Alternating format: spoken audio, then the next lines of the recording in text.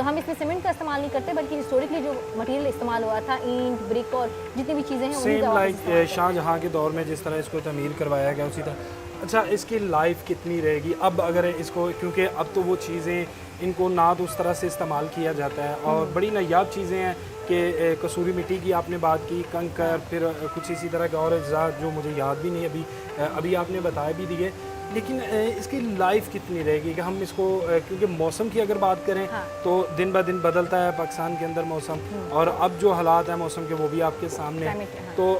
Life اس کی آپ ایک اپنے ایکسپیرینس کے بنیاد پہ کتنی لائف کہہ سکتی ہیں؟ آئی تھنک لائف کا ڈپینڈ ہوتا ہے کہ آپ مینٹیننس کتنی اچھی کرتے ہو. آپ ایک بلڈنگ تو بنا کے دیتے ہو, اگر آپ بلڈنگ یا کوئی بھی کنسٹرکشن سائٹ کوئی بھی مانیومنٹ کی بات کریں, مینٹیننس تو ہر چیز کو ضرورت ہوتی ہے کہ آپ نے تھوڑا سا فنش کرنا ہے, آپ نے خیال رکھنا ہے کہ اچھا پانی کس طرح ہو رہا ہے, تو آپ اس کو سیلف سسٹیننگ بناتے ہو اتنا بہتر ہوتا ہے. ہم کوشش کرتے ہیں کہ اس کی کم سے کم مینٹیننس ریکوائرڈ ہو,